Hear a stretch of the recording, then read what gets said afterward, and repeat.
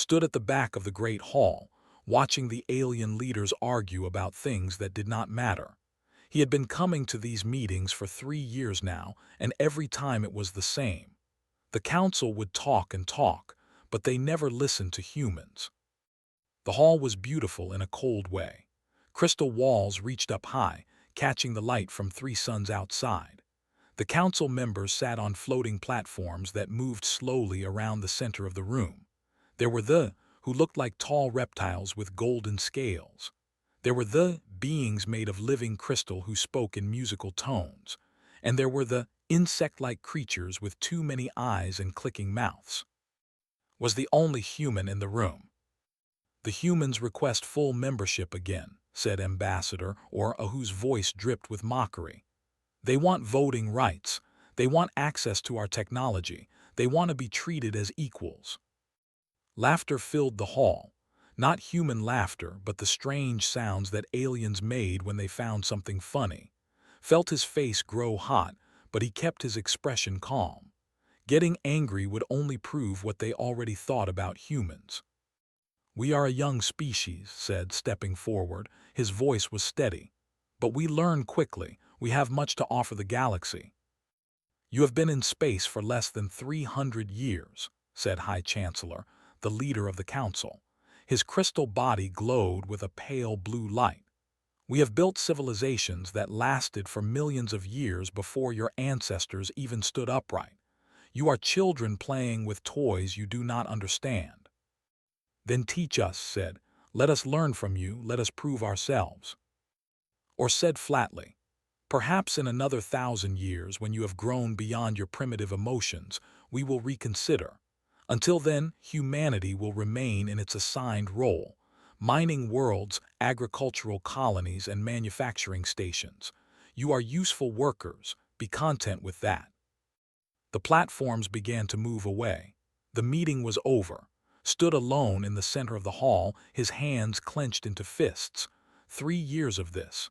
3 years of begging for respect that would never come. He left the hall and walked through the crystal streets of. The alien city was clean and perfect, every building designed by computers to be efficient. No art, no chaos, no life. Missed Earth. He missed the messy, loud, beautiful cities where humans lived and loved and dreamed. His communication device buzzed. A message from, "I found something, you need to see this." Took the next transport to the edge of the city, where the Archaeological Research Center stood. Was waiting for him outside, her eyes bright with excitement. She was covered in dust from whatever dig site she had been exploring. "You look terrible," said with a small smile. "I look like someone who just found the most important discovery in galactic history," shot back. She grabbed his arm and pulled him inside. "Come on. You have to see this before I report it to the council." They went down into the research labs, past rows of alien artifacts and ancient weapons. Led him to a small room where holographic displays floated in the air. Strange symbols covered the displays, glowing with a soft golden light. "What am I looking at?" asked. "Writings from the first ones," said.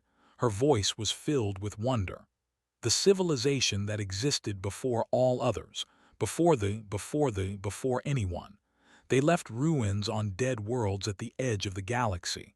I have been studying them for 5 years, and I finally cracked their language." She touched a control panel, and the symbols began to shift. New words appeared, translated into human language. "It is a warning," said, "about us, about humans." Leaned closer to read the words. "Beware the dreamers. They walk in 2 worlds, the waking and the sleeping. Their minds touch a place beyond our understanding. We learned too late that some species should never be caged, never be broken. For when they are pushed to the edge, when all hope is lost, they will reach through the darkness and pull something back, something that should not be. We tried to enslave them once. We thought they were weak because they were young. We were wrong. In their desperation, they opened doors that should stay closed forever. They brought forth a power from the place they call the beyond. It consumed our empire in 7 days. This is our warning to those who come after. Let the dreamers be free. Never cage them. Never push them to despair. Or you will face what we faced and your civilization will fall. Read the words twice, then looked at. Dreamers, they mean humans. They must, said. We are the only species in the galaxy that dreams the way we do. Deep REM sleep, vivid dreams, nightmares. The other species do not have that. Their sleep is different, lighter. They do not dream like we dream. What is the beyond? I do not know, admitted. But according to these texts, it is a place that exists outside normal space, a dimension that human consciousness can touch when we sleep. The first one studied early humans millions of years ago. They saw something in us that scared them. Felt a chill run down his spine. You have to show this to the council. I know, said. I am presenting it tomorrow. But the next day, when stood before the council and showed them the ancient texts, they laughed at her, or spoke loudest of all. Human superstitions, he said. Ancient aliens who were scared of dreams. This is foolishness. You waste our time with fairy tales. These texts are real, insisted. The first ones were more advanced than any of us, if they left a warning. They left nothing, said. What you found are the frightened scribblings of a dead race. We do not make policy based on ghost stories. Tried to argue, but the council would not listen. They dismissed her and went on to other business. That afternoon, the council made an announcement that would change everything. Human colonies were becoming too spread out, they said. Humanity needed to be consolidated for better management. All humans would be moved to special worlds where they could be more productive. Read the official statement and felt his blood run cold. He knew what those words really meant: prison worlds, labor camps, slavery. He tried to contact Earth to warn them, but the communication channels were already being blocked. The alien fleets were already moving. It was happening fast, too fast to stop. That night could not sleep. He kept thinking about discovery, about the ancient warning. Never cage the dreamers, the text had said. Never push them to despair. The Galactic Council was about to do exactly that. And somewhere in the darkness, something was waiting. 6 months had passed since the ships came to Earth. Still remembered that day, the way the sky filled with alien vessels, the way the soldiers forced everyone onto transport ships. No one had been ready. No one had fought back hard enough. Now he stood in the depths of a mining tunnel on 7, a dead world with air so thin it hurt to breathe. The aliens gave them masks, but the masks were old and broken. Many humans died in the first weeks. Swung his pick at the rock wall. The minerals they mined were rare, worth more than gold back on Earth. The aliens needed them for their ships and weapons. That was why humans were here, cheap labor that they did not have to pay. Water break, called Myra from behind him.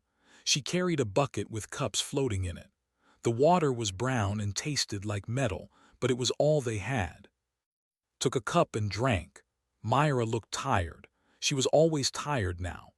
As the only medic in their section, she worked day and night trying to keep people alive. But she had no real medicine, no equipment, nothing but her hands and her knowledge. How many today? Asked quietly. 3, Myra said. Her voice was flat. 2 from the cave-in in Tunnel 6, 1 from fever. I could not help them. Wanted to say something comforting, but there was nothing to say. People died here every day. The aliens did not care. There were always more humans to replace the dead ones. A young man approached them. He was only 22, one of the youngest in the camp. His hands shook as he took a cup of water. You okay? Myra asked. I do not know, said. The dreams, they are getting worse. And Myra exchanged looks. Had been talking about strange dreams for the past 2 weeks. At first, they thought it was just stress. Everyone had nightmares in this place, but dreams were different. Tell us, said. Sat down on the tunnel floor. When I sleep, I am not here anymore. I am in a dark place like empty space, but not space. There are other people there, thousands of them, maybe millions. I can feel their minds.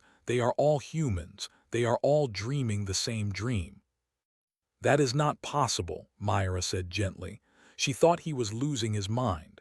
It happened to people sometimes in the camps. I know how it sounds, said, but I am not crazy. Last night I met a woman in the dream.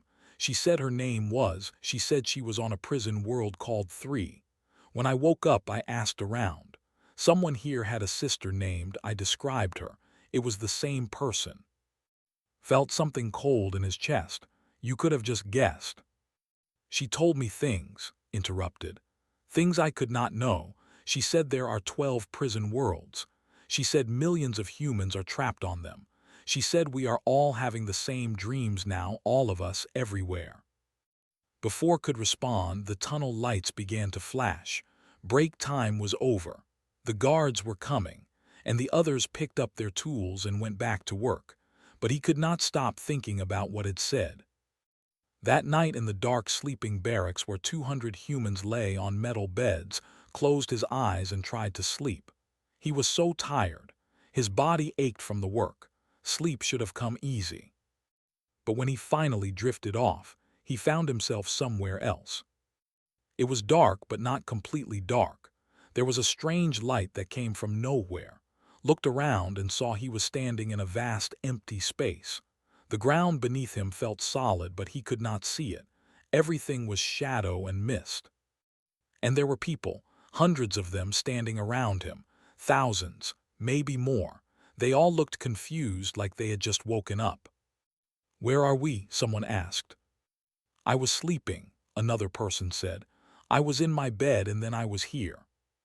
Turned and saw standing nearby. The young man looked at him and nodded. You see, I told you, we all come here when we dream. What is this place? Asked. I do not know, said, but look over there. Looked where pointed. In the distance through the mist he could see shapes. They looked like doors. Huge doors, taller than buildings, made of something that was not wood or metal. They pulsed with a dark light. I see them every time I come here, said. Every night they get clearer, and I can hear something on the other side, something that wants to get out. What kind of something? I do not know, but it feels angry and powerful, and it wants to help us. Wanted to ask more, but then he woke up. He was back in his bed, covered in sweat, his heart pounding. Around him, other humans were waking up too. They all had the same look on their faces, fear and confusion. Over the next weeks, the dreams got stronger. Every human in the camp reported the same thing. When they slept, they went to the dark place. They could see each other there. They could talk, and the doors in the distance kept getting closer. Warden L, the guard who ran their section, noticed that something was wrong. The humans were acting strange. They whispered to each other. They looked at each other with knowing glances. They seemed less afraid. L did not like it. He increased the punishments.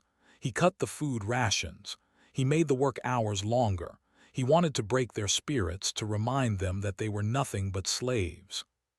One day, a human worker dropped his pick. He was old and sick, and his hands could not hold the tool anymore.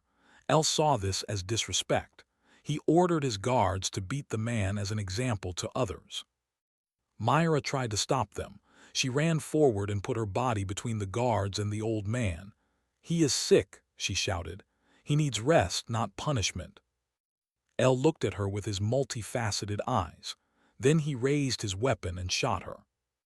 Myra fell to the ground. The other humans screamed and rushed forward, but the guards pushed them back, dropped to his knees beside Myra. There was blood, so much blood. She tried to speak, but no words came out. In less than a minute, she was gone. L ordered everyone back to work. He left Myra's body on the ground as a warning. That night when the humans slept, something changed. Found himself in the dark place again, but this time everyone was there. Millions of humans from all 12 prison worlds, all dreaming at once, and they were all angry. They killed Myra, someone said. They killed my brother, another voice called. They killed my daughter. My wife. My friend. The voices built on each other. a wave of grief and rage that filled the darkness, and the doors in the distance began to glow. They were close now, so close that could touch them if he walked forward. Stood at the front of the crowd. He was crying. He had loved Myra like everyone else. His hand reached out toward the nearest door. "Do not," said. "We do not know what is on the other side." "Does it matter?" asked. "We are dying anyway. At least this way we have a chance." "A chance for what?" "To fight back." The crowd murmured in agreement, could feel their collective will. They were tired of being slaves, tired of dying, tired of being helpless. A child stepped forward from the crowd. She was young, maybe 8 years old. Her name was. She had lost her parents in the first month on 7. She walked up to the door and put her small hand on it. The door opened. Light flooded out, blinding and cold. Tried to see what was beyond the door, but the light was too bright. He heard a sound like wind, like music, like screaming. And then he woke up. But when he opened his eyes, he knew something had changed. He could feel it in his bones. The door was open now, and whatever was on the other side was coming through. Received the message at 3 in the morning. It was a simple text, just 4 words. "Something is happening, help." The message came from Earth, from his sister.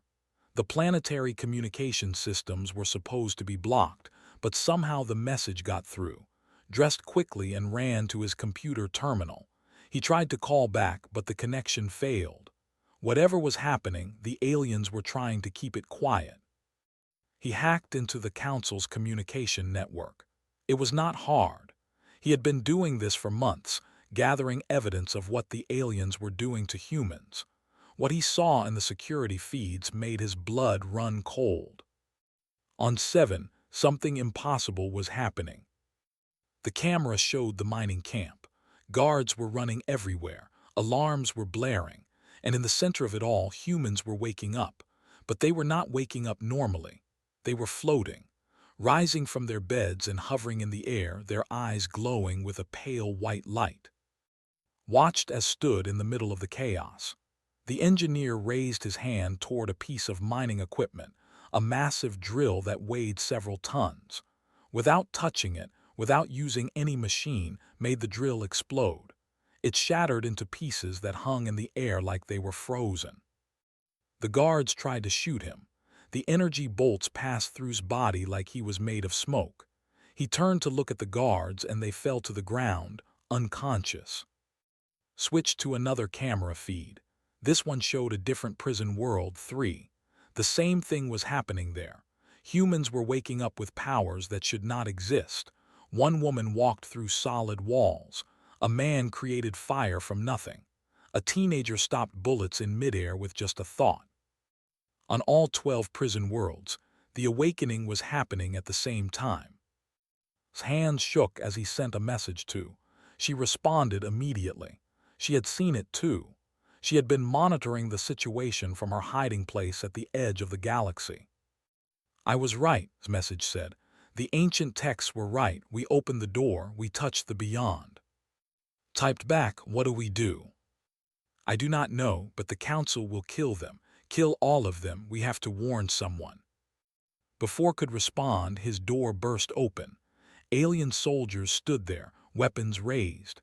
"You are under arrest for unauthorized access to Council systems," the leader said. Raised his hands. As they dragged him away, he could only think about what he had seen on the screens. Humans with powers like gods. The aliens had wanted to cage humanity. Now they had created something they could not control. On 7 stood in the ruins of the guard station. Around him, thousands of humans were waking to their new abilities. Some were confused, some were scared, but most were angry. Warden L tried to call for help, but his communication device would not work. Stood nearby, his hand outstretched. "I can feel the electronic signals," said. His voice was calm. "I can stop them. I can feel everything now. Every machine, every mind, every living thing on this planet. It is all connected." "What happened to us?" someone asked. Did not have an answer. He just knew that when he woke up, everything was different. He could feel energy flowing through him. He could sense the space around him like it was an extension of his body. When he wanted the drill to break, it broke. When he wanted to be untouchable, the weapons could not hurt him. A child ran up to him, the little girl who had opened the door in the dream. She looked up with glowing eyes. "I am sorry," she said. "I did not know what would happen." "You have nothing to be sorry for," said gently. "You saved us." "Did I?" asked, "or did I make things worse?" Before could answer, the sky lit up. Ships were coming. Big ones, military vessels from the Galactic Council. They were here to stop the awakening. But they were too late. Reached out with his mind. He could feel the ships approaching, feel the aliens inside them, feel their fear and their determination. He could sense the other humans on the other prison worlds doing the same thing.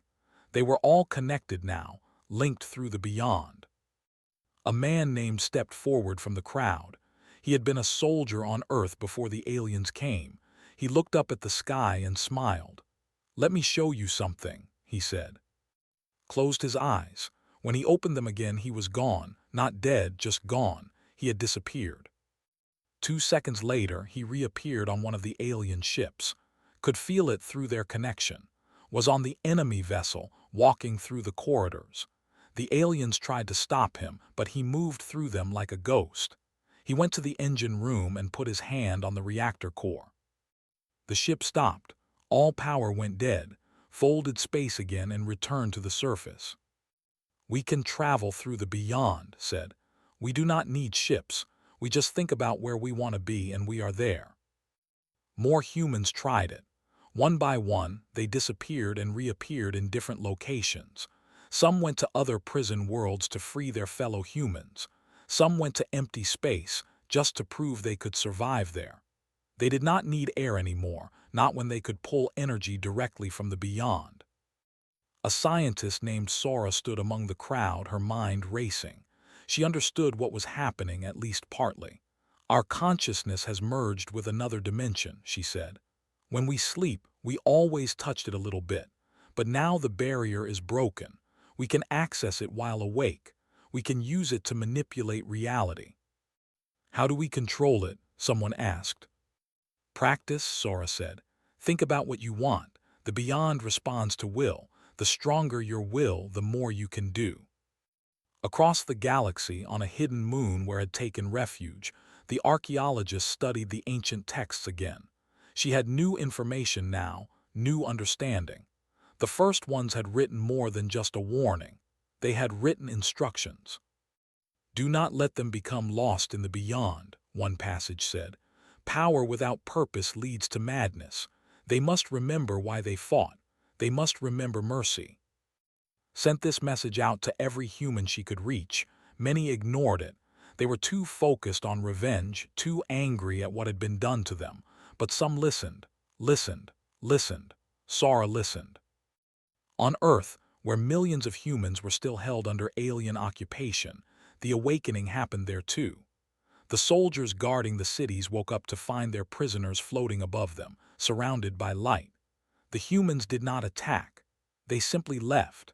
They walked through walls, flew through the sky, and disappeared into the beyond, traveling to the prison worlds to join their brothers and sisters. The Galactic Council called an emergency meeting. Still in chains, was brought before them. They wanted him to explain what was happening. They wanted him to tell them how to stop it.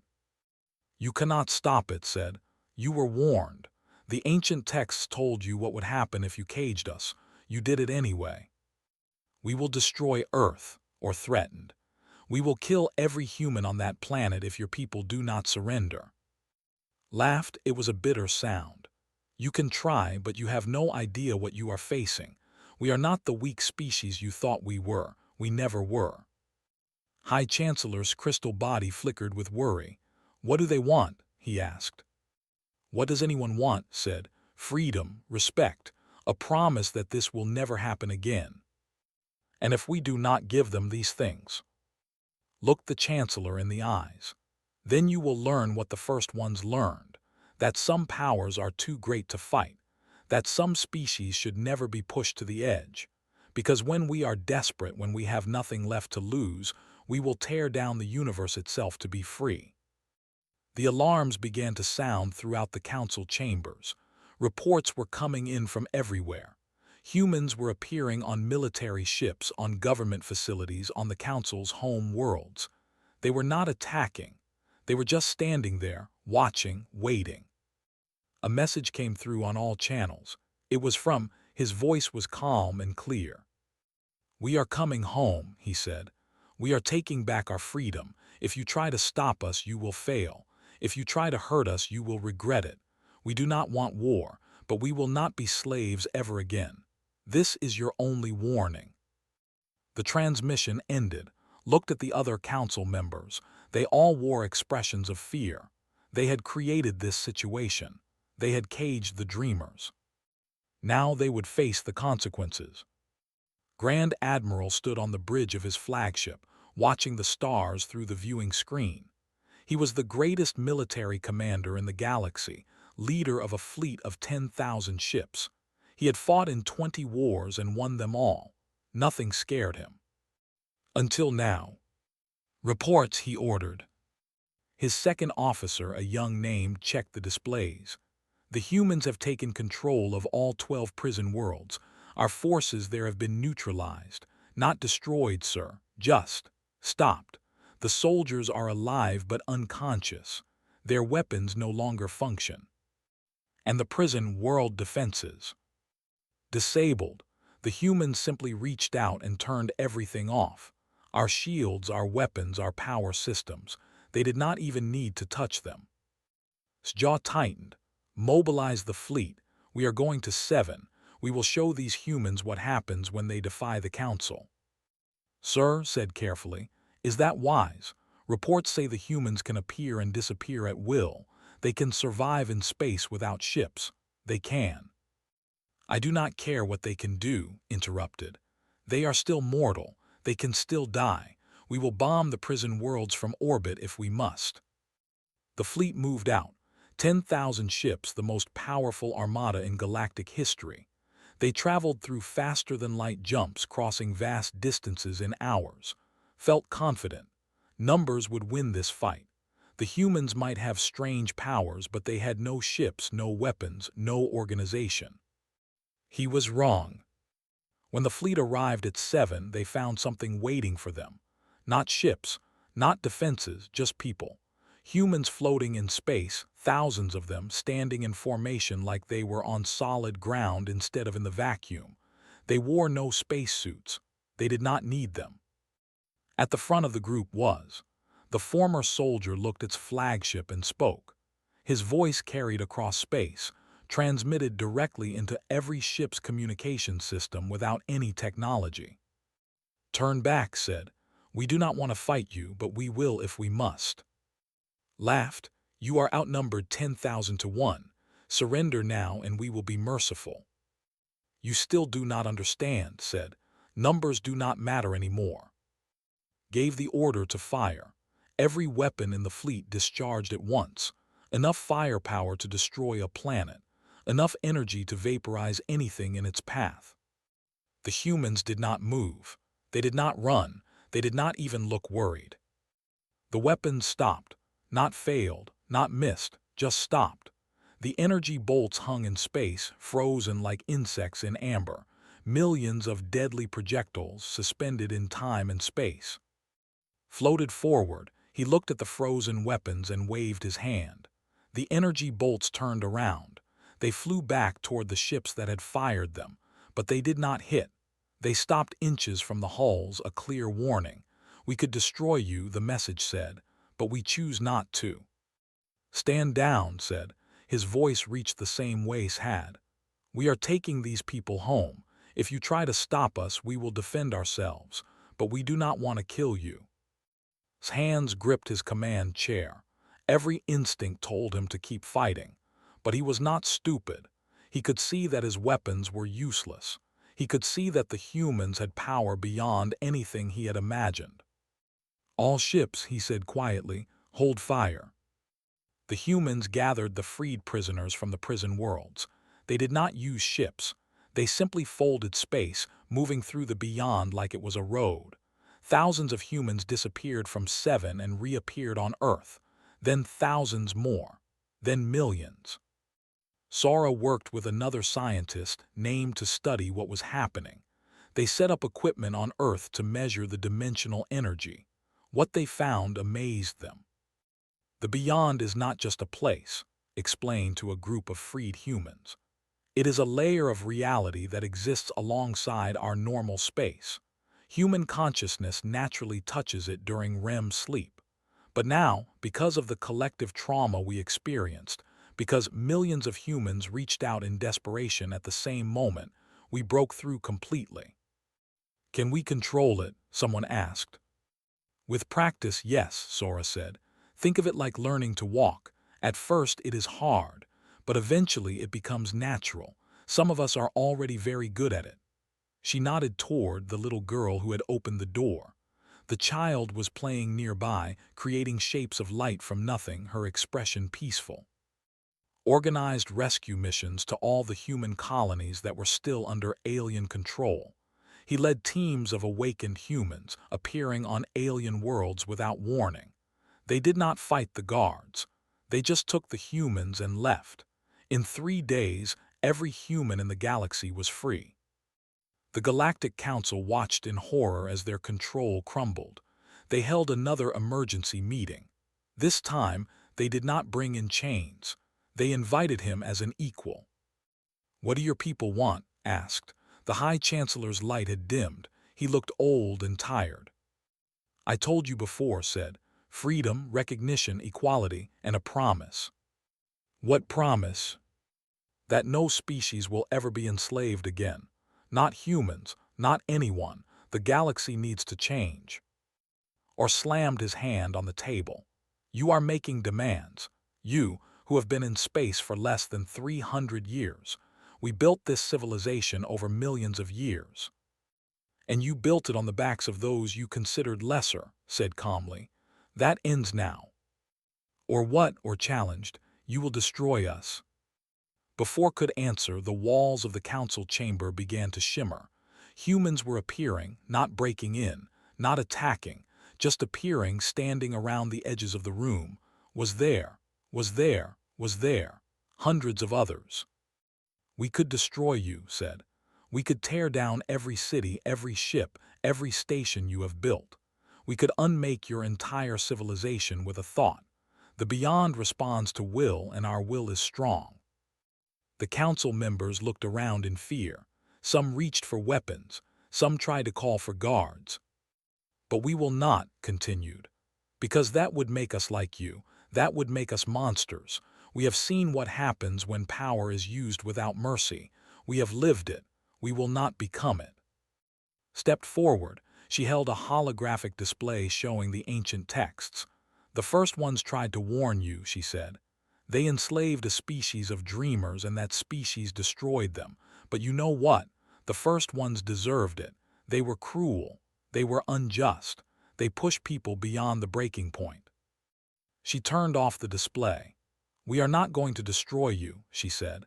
"We are going to teach you. We are going to show you what happens when you treat people with respect instead of contempt, when you build with cooperation instead of domination." Looked at the humans surrounding him. "How do we know you will not use your power to conquer us, to enslave us as we enslaved you?" "You do not know," admitted. "You will have to trust us, just as we had to trust that you would treat us fairly. You failed that trust. We will not fail ours." The council members talked among themselves. They had no choice, really. They could fight, but they would lose. They could refuse, but the humans would take what they wanted anyway, or they could accept. They could try to build something new. "What do you propose?" asked finally. "A new council," said. "One where all species have equal voices. One where slavery is forbidden. One where the strong protect the weak instead of exploiting them." "And if some species refuse?" Smiled. It was not a happy smile. "Then they will learn what it means to face humans. We do not want war, but we are very, very good at it when we need to be." Grand Admiral, watching the meeting from his ship, made a decision. He opened a communication channel. "I surrender," he said, "not because I am afraid, but because they are right. We were wrong to enslave them. We were wrong to think power justified cruelty." Other military leaders followed his example. One by one, the alien forces stood down. The galaxy was changing, and there was no going back. Looked around the council chamber at his fellow humans. They had come so far, from prisoners to liberators, from victims to protectors. They had broken their chains and torn open reality itself. Now came the hard part, using that power wisely, building a better galaxy, proving that they were more than their anger and pain. The reckoning was over. Now came the work of peace. 5 years had passed since the awakening. The galaxy looked different now. It felt different. Stood on the observation deck of a space station orbiting Earth, watching the construction below. The new cities were beautiful. They existed in two worlds at once, with buildings that had foundations in normal space but towers that reached up into the beyond. Humans could walk through doorways and step between dimensions. Children played in parks that floated in the air, held up by nothing but collective will. "Still hard to believe sometimes," said a voice behind him. Turned and saw approaching. The former soldier looked peaceful now. He spent his time traveling between worlds, helping species rebuild after conflicts and disasters. Last month, he had saved an entire colony when their sun went unstable. He had reached into the beyond and pulled the solar fires back under control. "What brings you here?" asked. "Council meeting," said. "They want to discuss the education program. Some of the older species are afraid we are teaching too much too fast." "Let them be afraid," said. "They need to learn, all of them." The education program had been Sora's idea. She and had created the Institute for Beyond Studies, a place where humans could teach others about the dimensional realm. Aliens could not access the beyond the way humans did. They could not dream like humans dreamed, but with guidance they could visit, they could see, they could learn. At first, most aliens refused. They were scared. The beyond was unknown and humans controlled it, but slowly some tried. Scientists wanting to understand, philosophers seeking wisdom, artists looking for inspiration. What they found changed them. A named, the same one who had served under Admiral, was one of the first. He let guide him into the beyond. She was 13 now, the most powerful human alive, though she still looked like a child. She held crystal in hand and led him through the dimensional barrier. When came back, he wept. "I saw everything," he said. "All connected, all one. I saw how your species suffers because they feel so deeply. I saw why you fought so hard. I understand now." More aliens followed. They learned that the beyond was not a weapon. It was a place of truth. You could not lie there. You could not hide what you really were. All beings stood equal in that realm, stripped of their power and status. A slave and a king looked the same in the beyond. It changed how aliens thought about humans. It changed how they thought about themselves. Continued her archaeological work, but now she had help. Alien scholars worked alongside her, studying the ruins of the first ones.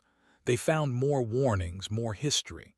The first ones had been conquerors once, ruling a vast empire. But they had enslaved the wrong species, pushed them too far, and paid the price. "It is a pattern," explained at a lecture on. The city was rebuilt now, still beautiful but with more warmth. Human architects had added art, color, life. Throughout history, civilizations rise by dominating others, and eventually they fall. The first ones fell. Your empires would have fallen too if we had not stopped you. "So you saved us?" asked a student. "By threatening us?" "We showed you what would happen if you continued down that path," said. "We gave you a chance to change. That is more than the first ones got." Became a diplomat again, but this time he had a real voice. The new Galactic Council met in a building that existed partially in the beyond. All species had equal representation. All voices were heard. It was messy. It was loud. It was slow, but it was fair. One day, a crisis emerged. A species called the who had been among the slavers attempted to develop a weapon. They wanted to seal the beyond permanently. They believed that cutting humanity off from their power source would return the galaxy to the old order. Warden L, the same who had killed Myra, led the project. He had never forgiven the humans for humiliating him. He wanted revenge. The weapon was nearly complete when appeared in his laboratory. She stood before him, small and young and more powerful than anything he could imagine. Why? She asked simply. L tried to activate the weapon, but it would not respond, had already disabled it. Because you took everything from me, he said. My power, my authority, my pride. No, said gently. You gave those things up when you chose cruelty over kindness, when you killed people who could not fight back, when you made slaves of the innocent. She reached out her hand. Come with me, let me show you something. Elle wanted to refuse, but something in the child's eyes made him take her hand. The world shifted. They were in the beyond. Showed him visions.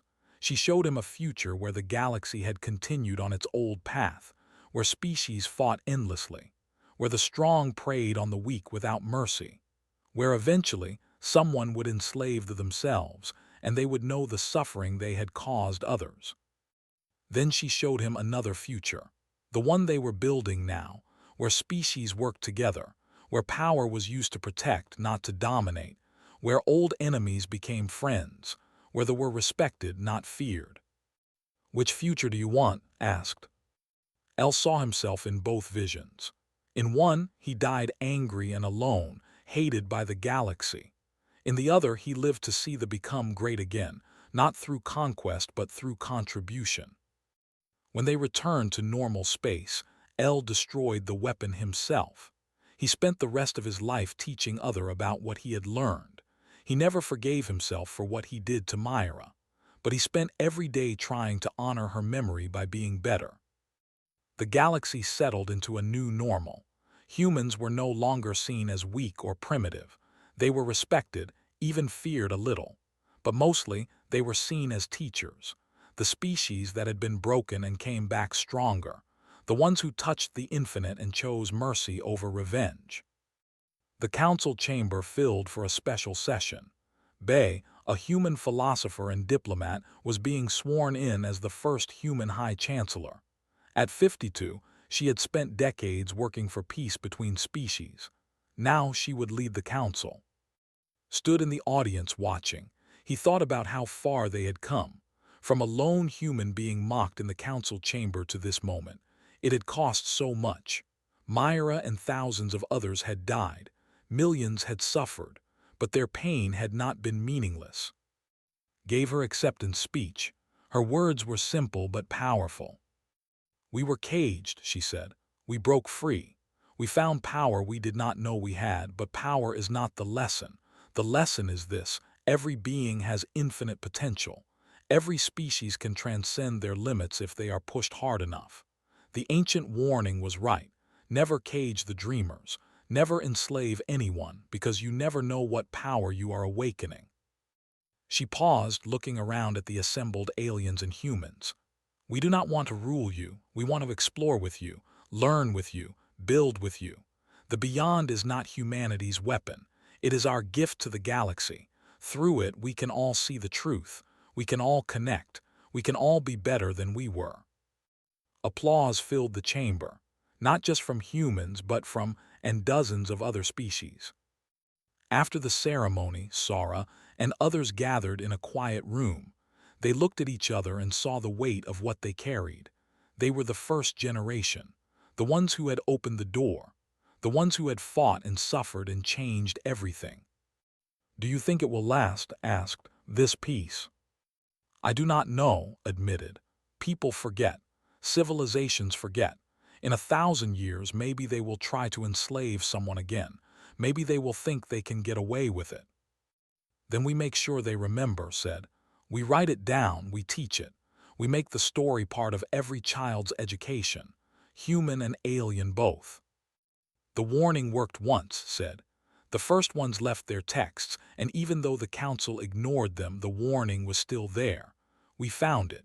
Maybe in 1,000 years, someone will find our story and remember. Appeared in the doorway, she was not alone. With her were children of every species, human and others. They all held hands, connected not just by touch but by something deeper. They had been learning together at the Institute. They had visited the beyond together. They had seen what the older generation fought for.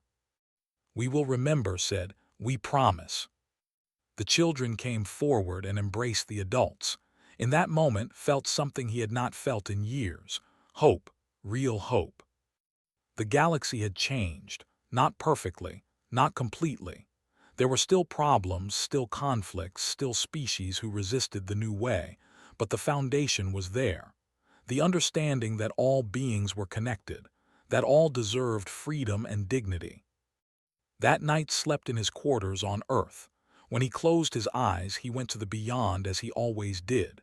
But this time, he was not alone. Millions of humans were there and thousands of aliens learning to visit.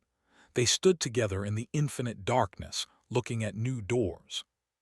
There were always more doors, more mysteries, more possibilities. The beyond went on forever. But humans were not afraid anymore. They knew that whatever challenges came, they would face them together, not as slaves, not as victims, but as free beings who had touched the infinite and learned to dream. The ancient warning had been heeded, though not in the way anyone expected. Humanity had not conquered the galaxy. They had transformed it. They had taught it to dream. And in their dreams, anything was possible.